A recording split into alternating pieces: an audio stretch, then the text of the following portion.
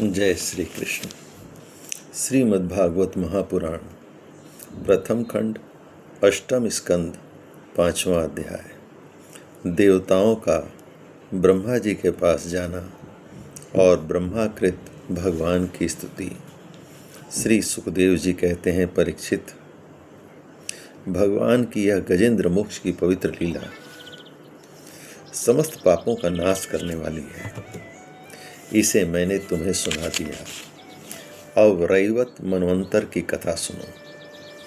पांचवें मनु का नाम था रैवत। वे चौथे मनु तामस के सगे भाई थे।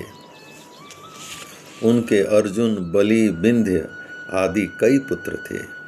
उस मनवंतर में इंद्र का नाम था विभु और भूतरय आदि देवताओं के प्रधान गण थे।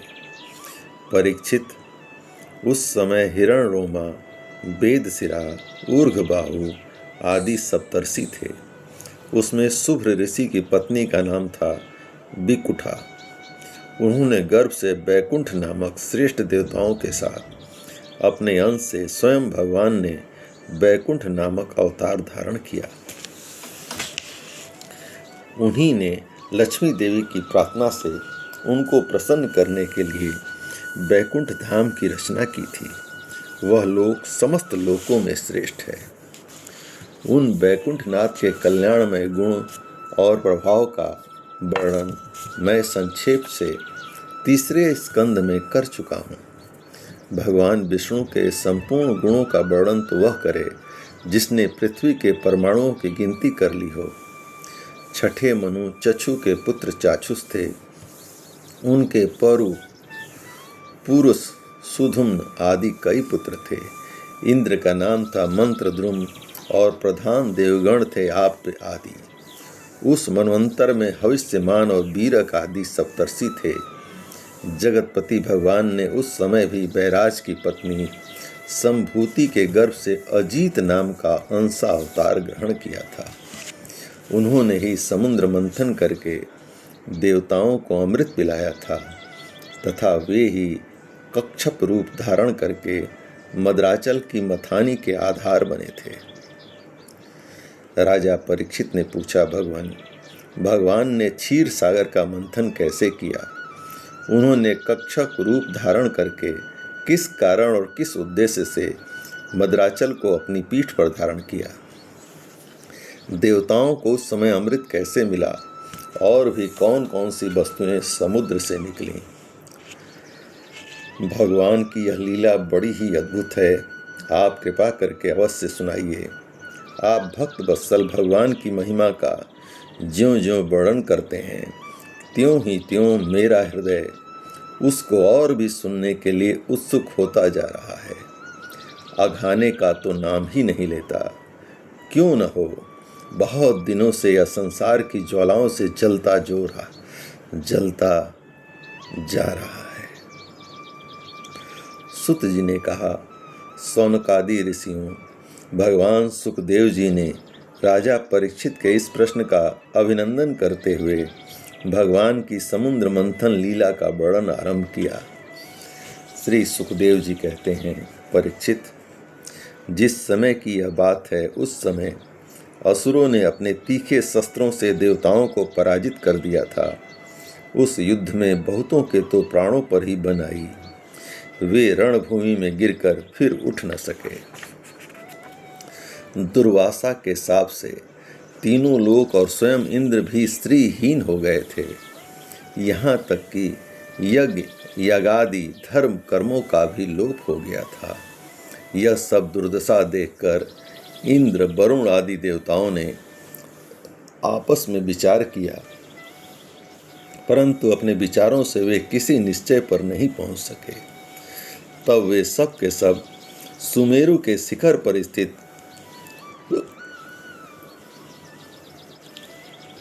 ब्रह्मा जी की सभा में गए और वहां उन लोगों ने बड़ी नम्रता से ब्रह्मा जी की सेवा में अपनी परिस्थिति का विस्तृत विवरण उपस्थित किया।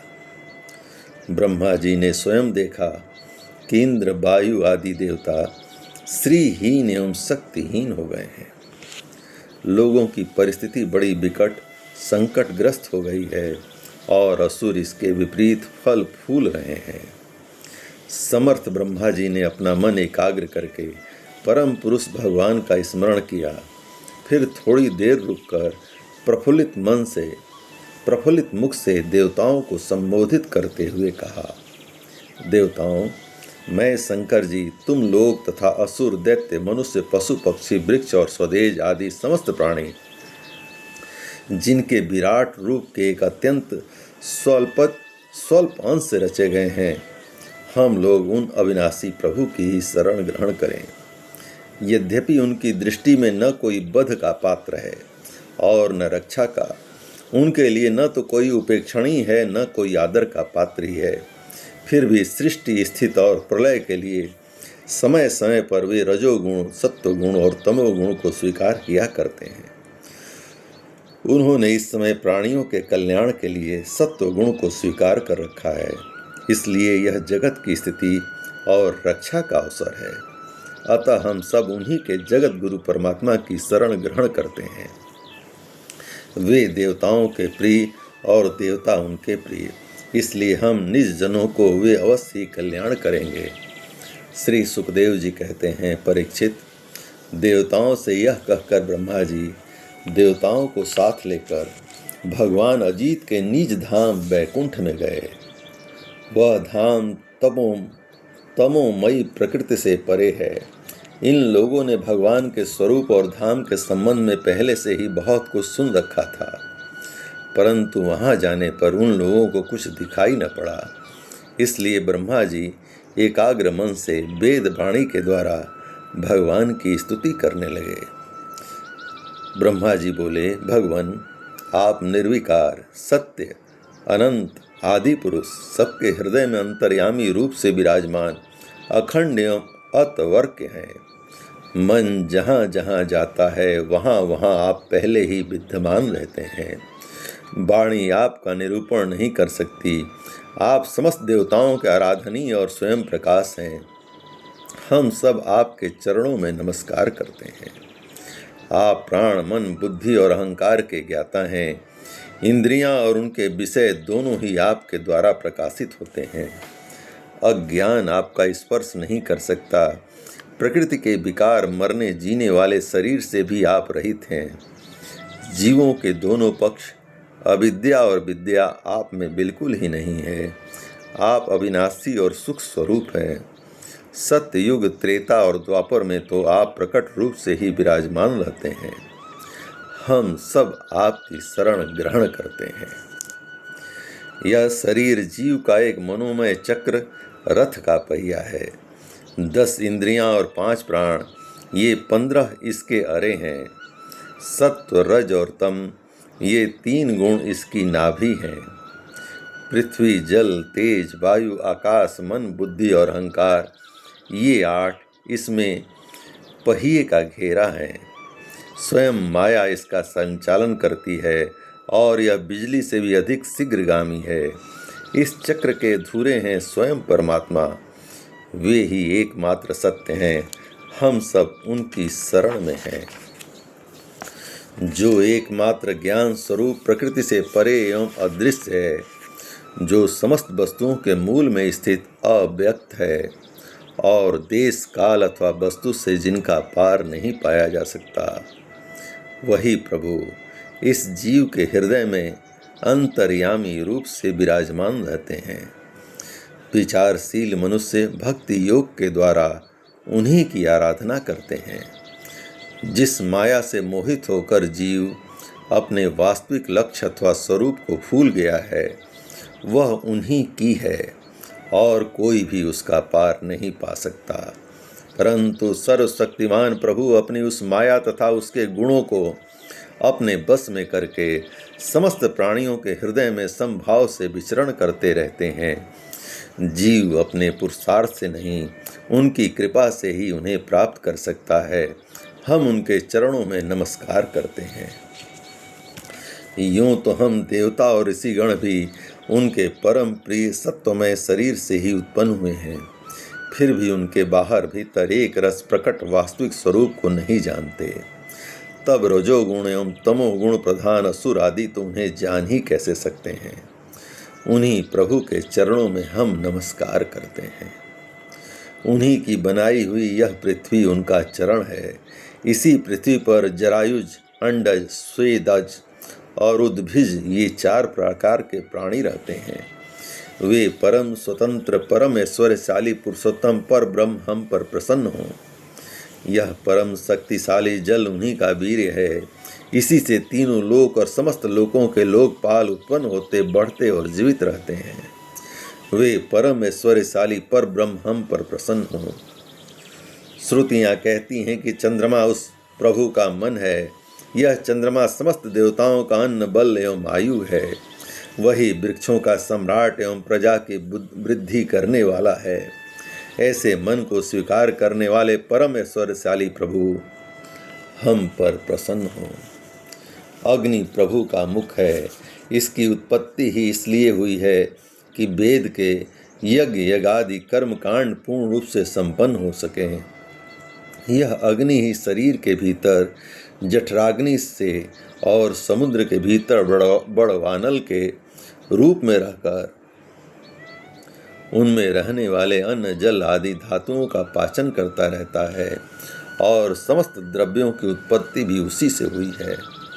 ऐसे परम ऐश्वर्यशाली भगवान हम पर प्रसन्न हों, जिनके द्वारा जीव देव यान मार्ग से ब्रह्मलोक को प्राप्त होता है, जो वेदों की साक्षात मूर्ति और भगवान के ध्यान करने योग्य धाम हैं, जो पुण्य लोक स्वरूप होने के कारण मुक्ति के द्वार एवं अमृतमय हैं और काल रूप होने के कारण मृत्यु भी हैं। ऐसे सूर्य जिनके नेत्र हैं, वे परम ऐश्वर्यशाली भगवान हम पर प्रसन्न हों। प्रभु के प्राण से ही चराचर प्राण तथा उन्हें मानसिक, शारीरिक और इंद्रिय संबंधी बल देने वाला वायु प्रकट हुआ है। वह चक्रवर्ती सम्राट है, तो इंद्रियों के अधिष्ठात्र देवता हम सब उसके अनुचर, ऐसे परम ऐश्वर्यशाली भगवान हम पर प्रसन्न हों। जिनके कानों से दिशाएं, हृदय से इंद्रिय लोक और नाभि से आकाश उत्पन्न हुआ है, जो 5 प्राण, अपान, उदान, समान और बयान, 10 इंद्रियां, मन, 5 असु, नाग, कुर्म, कुकल, देवदत्त और धनंजय एवं शरीर का आश्रय हैं, वे परम ऐश्वर्यशाली भगवान हम पर प्रसन्न हों। जिनके बल से इंद्र, प्रसन्नता से समस्त देवगण, क्रोध से शंकर, बुद्धि से ब्रह्मा, इंद्रियों से वेद और ऋषि तथा लिंग से प्रजापति उत्पन्न हुए हैं, वे परम ऐश्वर्यशाली भगवान हम पर प्रसन्न हों। जिनके वक्ष स्थल से लक्ष्मी, छाया से पितृगण, स्तन से धर्म, पीठ से अधर्म, सिर से आकाश और बिहार से अप्सराएं प्रकट हुई हैं, वे परम ऐश्वर्यशाली भगवान हम पर प्रसन्न हों। जिनके मुख से ब्राह्मण और अत्यंत रहस्यमय वेद, भुजाओं से क्षत्रिय और बल, जंघाओं से वैश्य और उनकी वृत्ति, व्यापार कुशलता तथा चरणों से वेद, वाह, शूद्र और उनकी सेवा आदि वृत्ति प्रकट हुई है, वे परम ऐश्वर्यशाली भगवान हम पर प्रसन्न हों। जिनके अधर से लोभ और ओष्ठ से प्रीति, नासिका से कांति, स्पर्श से पशुओं का प्रिय काम, भौहों से यम और नेत्र के रोमों से काल की उत्पत्ति हुई है, वे परम ऐश्वर्यशाली भगवान हम पर प्रसन्न हों। पंचभूत, काल, कर्म, सत्वादि गुण और जो कुछ विवेक की पुरुषों के द्वारा बाधित किए जाने योग्य निर्वचनीय या अनिर्वचनीय विशेष पदार्थ हैं, वे सब के सब भगवान की योग माया से ही बने हैं, ऐसा शास्त्र कहते हैं। वे परम ऐश्वर्यशाली भगवान हम पर प्रसन्न हों। जो माया निर्मित गुणों में दर्शनादि वृत्तियों के द्वारा आसक्त नहीं होते, जो वायु के समान सदा सर्वदा असंग रहते हैं, जिनमें समस्त शक्तियां शांत हो गई हैं तथा अपने आत्मानंद के लाभ से परिपूर्ण आत्मस्वरूप भगवान को हमारा नमस्कार है। प्रभु, हम आपके शरणागत हैं और चाहते हैं कि मंद मंद मुस्कान से युक्त आपका मुख कमल अपने इन्हीं नेत्रों से देखें। आप कृपा करके हमें उसका दर्शन कराइए। प्रभु, आप समय समय पर स्वयं ही अपनी इच्छा से अनेकों रूप धारण करते हैं और जो काम हमारे लिए अत्यंत कठिन होता है, उसे आप सहज में ही कर देते हैं। आप सर्वशक्तिमान हैं, आपके लिए इसमें कौन सी कठिनाई है। विषयों के लोभ में पड़कर जो देहाभिमानी दुख भोग रहे हैं, उन्हें कर्म करने में परिश्रम और क्लेश तो बहुत अधिक होता है, परंतु फल बहुत कम निकलता है। अधिकांश में तो उनके विफलता ही हाथ लगती है, परंतु जो कर्म आपको समर्पित किए जाते हैं, उनके करने के समय ही परम सुख मिलता है। वे स्वयं फल रूप ही हैं। भगवान को समर्पित किया हुआ छोटे से छोटा कर्माभास भी कभी विफल नहीं होता, क्योंकि भगवान जीव के परम हितैषी, परम प्रियतम और आत्मा ही हैं। जैसे वृक्ष की जड़ को पानी से सींचना उसकी बड़ी बड़ी शाखाओं और छोटी छोटी डालियों को भी सींचना है, वैसे ही सर्वात्मा भगवान की आराधना संपूर्ण प्राणियों की और अपनी भी आराधना है, जो तीनों काल और उससे परे भी एक रस स्थित है, जिनकी लीलाओं का रहस्य तर्क वितर्क के परे है, जो स्वयं गुणों से परे रहकर भी सब गुणों के स्वामी हैं तथा इस समय सत्व गुण में स्थित हैं। ऐसे आपको हम बार बार नमस्कार करते हैं। जय श्री कृष्ण।